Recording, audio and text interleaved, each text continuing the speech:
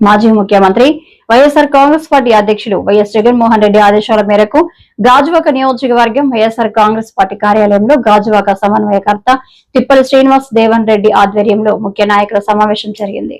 జరిగినటువంటి సంఘటనలు కానీ నిన్న మా స్టీల్ ప్లాంట్ మీద కానీ అదే విధంగా అంబుజా సిమెంట్స్ మీద కానీ వీటి మీద అన్నీ కూడా చెప్పడం జరిగింది. ప్రతిదీ కూడా రిప్రజెంట్ రూపంలో ఈ యొక్క రిప్రజెంటేషన్స్ అన్నీ కూడా గౌరవ మాజీ ముఖ్యమంత్రి వారి జగన్మోహన్ రెడ్డి గారికి ఇవ్వడం, దాని మీద ఆయన స్పందిస్తూ కంపల్సరీగా పెద్ద ఎత్తున వైఎస్ఆర్ కాంగ్రెస్ పార్టీ నుంచి వీటి మీద పోరాటాలు చేసేటువంటి కార్యక్రమం రూపొందిస్తామని ఆయన చెప్పడం జరిగింది. మరి మిగతా విషయాలన్నీ కూడా మరి మీ అందరికీ తెలుసు.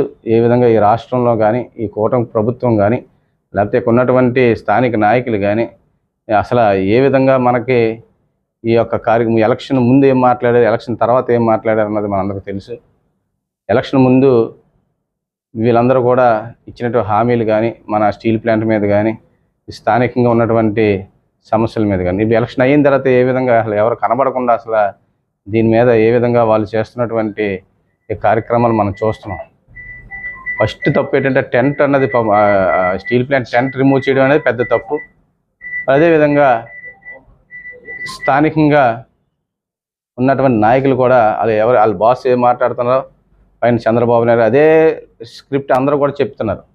ఇది కేవలం ఏదో స్టీల్ ప్లాంట్ ఎంప్లాయీస్ వల్ల ఈ స్టీల్ ప్లాంట్ పాడైపోయిందంట. అంటే 10 మంది ఇద్దరు చేయవలసిన పని 10 మంది చేస్తున్నారని, అదే కాకుండా స్టీల్ ప్లాంట్ ట్రేడ్ యూనియన్ నాయకుల వల్ల ఈ యొక్క స్టీల్ ప్లాంట్ అమ్మేస్తున్నారని, అంటే మన చేతకాంతనం మనం ఎవరి మీద నెట్టేద్దామని ఒక ప్రీ ప్లాన్గా ఇది అమరావతిలో ప్లాన్ చేస్తూ వీళ్ళందరి మీద నెట్టేస్తే ఆ నెపాన్ని మిగతా రాష్ట్రంలో మిగతా ప్రజల ద్వారా వీళ్ళందరినీ బ్యాడ్ చేసే విధంగా ఇది కేవలం ఈ ఎంప్లాయీస్ వీళ్ళ వల్లే ఎంత ఇలాగ అయిపోయింది, చంద్రబాబు నాయుడు గారు కానీ కూటమి ప్రభుత్వం తప్పు లేదన్న విధంగా వాళ్ళు ఈ నెపం వాళ్ళ ఉన్నటువంటి ఎవరినో ఒకరిని తెలుసు కదా, వాళ్ళు తెలివితేటలు ఎలా ఉంటాయో వాళ్ళు చంద్రబాబు నాయుడు గారు ఏ విధంగా ప్లాన్ చేసి ఇది మనకు చెడ్డ పేరు రాకుండా అవతల వాళ్ళ మీద ఎలాగ నెట్టాలన్న దాని మీద ఆయన దాంట్లో మంచి అనుభవం ఉన్నటువంటి వ్యక్తి ఆయన ఆ విధంగా ప్లాన్ చేస్తూ ఎంప్లాయీస్ లోపల ఒక బ్రిటిష్ పరిపాలనలో ఎవరు మాట్లాడకూడదు, ఒకరికొకరు ఎవరో పక్కకెళ్ళి చిన్న 5 నిమిషాలు మాట్లాడుకుంటే వాళ్ళకి మెమో ఇచ్చేయడం. ఇది ఎంత దౌర్జన్యం అంటే సీనియర్గా 60 సంవత్సరాలు 50 సంవత్సరాలు వయసు పడినటువంటి వాళ్ళ చేత కూడా వాళ్ళు చేయలేని పని కూడా దగ్గరుండి చేయించేసి వాళ్ళ చేత వాళ్ళు ఎంత అంటే ఈ విధంగా చేయడం ద్వారా వాళ్ళు ఈఆర్ పెట్టుకుని బయటికి వెళ్ళిపోతారు, మెమో ఇస్తే భయపెడితే బయటికి వెళ్ళిపోతారు. ఎవరైనా ధర్నాలో పాడుకుంటే వీడియో తీసి వాళ్ళని ఆధార్ కార్డులన్నీ కూడా దాన్ని బ్లాక్ చేసి ఈ యొక్క కాంట్రాక్ట్ లేబర్ని కానీ ఈ ఎంప్లాయీస్కి మెమోస్ ఇవ్వడం కానీ ఇటువంటివన్నీ ఈ సంవత్సర పాలనలో చేయడం ద్వారా మరి ఏ విధంగా ఈ యొక్క ఉద్యమాన్ని ఏ విధంగా వాళ్ళకున్నటువంటి ఆదేశాల మేరకు దాన్ని నీరు కార్చే విధంగా మొత్తం ఆల్రెడీ వాళ్ళు క్లోజ్ చేశారు. ఈ ఉద్యమాన్ని వాళ్ళ ఆధ్వర్యంలోనే వాళ్ళు ఇచ్చినటువంటి డైరెక్షన్లో మొత్తం చంద్రబాబు నాయుడు గారి దగ్గరికి యూనియన్ లీడర్లు అందరూ వెళ్తే నీ సంగతి తెలుసు ఒక్కొక్క యూనియన్ లీడర్ని ఐడెంటిఫై చేస్తూ ఈ 10 మందిని కూడా మీ అందరి సంగతి నాకు తెలుసు బెదిరించే విధంగా వీళ్ళందరినీ కూడా చాలా దారుణంగా మాట్లాడి వాళ్ళందరినీ కూడా జగన్మోహన్ రెడ్డి గారు అయితే ఎయిర్పోర్ట్లో కూర్చోబెట్టి 1.5 hour ఆయన సీఎంగా ఉన్నప్పుడు అఫీషియల్గా వాళ్ళ బాధలు చెప్పుకునేటువంటి అవకాశం ఇచ్చారు. ఇప్పుడు ఈయన అలా కాదు, వీళ్ళు మెమరాండం ఇవ్వడానికి కూడా అర్జీలు ఇస్తారు కదండి, మామూలు లైన్ ఆ లైన్లో వెళ్ళి చంద్రబాబు నాయుడు గారికి అర్జీలు ఇచ్చే ఈ పెద్ద యూనియన్ లీడర్లు ఆ లైన్లో వెళ్ళి అర్జీలు ఇచ్చే కార్యక్రమం పెట్టే కార్యక్రమం చేస్తూ వీళ్ళందరినీ ఎవరిని లోపల తీసుకొచ్చిన వాళ్ళని వీళ్ళందరూ వచ్చిన వాళ్ళని అందరిని కూడా ఆయన ఒక ఆట ఆడుకున్నారు లోపల. ఈ విధంగా భయపెట్టి ఈ యొక్క ఉద్యమాన్ని మొత్తం నీరు గార్చారు ఆయన. మరి దీని మీద మీ అందరికీ తెలుసు కాబట్టి రాబోయే రోజుల్లో మా పార్టీ ఆదేశాల మేరకు పెద్ద ఎత్తున దీని మీద నిరసన కార్యక్రమం అంటే సందర్భంగా తెలియజేసుకుంటూ సెలవు తీసుకుంటాం. జగన్ గారు కూడా అంతే విధంగా స్పందించారు. అయితే గాజువాక నుంచి మరి ఎన్ఏడి, వేపకొండ, పెందుర్తి ఇలాగ అనకాపల్లి మీదుగా నర్సీపట్నం నుండి మాకార్పాలెం మెడికల్ కాలేజ్ వరకు కూడా జనం నీరాజనాలు పెట్టారు.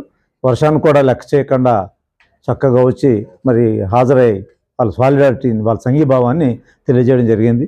మరి అందులో పార్టిసిపేట్ చేసినటువంటి గాజువాక నియోజకవర్గ మా వైఎస్ఆర్ శ్రేణులు ప్రజలు అందరికీ జగన్మోహన్ రెడ్డి గారితో కలిసి మరి అందరూ కూడా ఈ సందర్భంగా నమస్కారాలు, ధన్యవాదాలు తెలియజేస్తున్నాం. ఇది ప్రజా సమస్యల మీద వైఎస్ఆర్ కాంగ్రెస్ పార్టీ స్పందించిన విధానం. జగన్మోహన్ రెడ్డి గారు ఒకటే అంటున్నారు, మీరు అందరూ విన్నారు, చూస్తున్నారు. ప్రభుత్వంతో నిధులతో కట్టినటువంటి మెడికల్ కాలేజీలు అవి ప్రైవేటు పరం చేయడానికి కాదు. ఇవాళ 17 మెడికల్ కాలేజీలు వైఎస్ఆర్సీపీ గవర్నమెంట్లో శాంక్షన్ అయినవి. అందులో 7 మెడికల్ కాలేజీలు పూర్తిగా కట్టేసి ఇవాళ పనిచేస్తూ ఉన్నాయి. ఇంకా మిగతా 10 మెడికల్ కాలేజీలో ఈ సంవత్సరం పూర్తవలసిన 4, ఇంకో నెక్స్ట్ ఏడాది పూర్తవలసిన 7, మొత్తం 17 మెడికల్ కాలేజీలు. ఈ సంవత్సరం నిధులోకి ఆపేసిన కాలేజీలు కొన్ని అయిపోయినాయి 4, నెక్స్ట్ ఇయర్ పూర్తవలసిన కూడా ఇంకా నిధులోకి అయిపోయినాయి కొన్ని ఉన్నాయి. అవి ప్రభుత్వపరంగా చేయాలి. ఇవాళ చంద్రబాబు నాయుడు గారి గవర్నమెంట్ ప్రైవేటైజేషన్ చేయడం కానీ పీపీపీ మోడ్లో కానీ చేసుకోవచ్చు. ఇప్పుడు నువ్వు కొత్తగా మెడికల్ కాలేజ్ తెచ్చి నువ్వు నీ విధాన నిర్ణయాలు నువ్వు తీసుకో. నీ విధాన నిర్ణయాలు జోక్యం చేసుకోవడం లేదు. గత ప్రభుత్వ విధాన నిర్ణయం ఏంటంటే ఈ 17 మెడికల్ కాలేజీ ప్రభుత్వపరంగా ఉండాలి, పేదవాడికి వైద్యం కష్టం అవ్వకూడదు, ఉద్యోగ ఉపాధి అవకాశాలు ప్రభుత్వపరంగా ఉద్యోగాలు కల్పన జరుగుతుంది. ఇటువంటి అవకాశాలను నష్టపోకుండా ప్రభుత్వ వాళ్ళ చేతిలో కబందాస్తాలు కలిపి ప్రజలు ఇబ్బంది పడకుండా ఉండడం కోసం ప్రభుత్వపరంగా కాలేజీలు ఉండాలనే ఉద్దేశంతో ప్రభుత్వ నిధులు వెచ్చించి పూర్తి చేయడం జరిగింది. ఆఫీసరే కట్టలేదే, మీ టైంలో పూర్తి అవ్వలేదే అని ప్రభుత్వం అంటుంది. మరి అవ్వకుండా 7 కాలేజీలు ఎలాగ ఆచరణలోకి వచ్చినాయి? 2/3 పూర్తి అయిపోయినటువంటి కాలేజీలు 4 ఉన్నాయి. ఇంకో 7 కాలేజీలు ఇంకా మీరు ప్రభుత్వం నిధులు కేటాయిస్తే అయ్యేది. ఇవాళ మీ అనేక మంది నాయకులు చెప్తా ఉన్నాం, ఇవాళ మీరు 1,00,000 కోట్లన్న అమరావతిని 2 లక్షల కోట్లు చేస్తున్నారు. ఈ ఉత్తరాంధ్ర జిల్లాలు వెనుకబడిన ప్రాంతాలందరూ కూడా అందులో బాధితులుగా ఉంచుతున్నారు. మరి మీరు రాష్ట్రం చేసిన అప్పుకి మా మీద కూడా సహాయం పడిపోతుంది. ఉత్తరాంధ్ర తేవాల్సిన నిధులు తేలేదు. అవి విభజన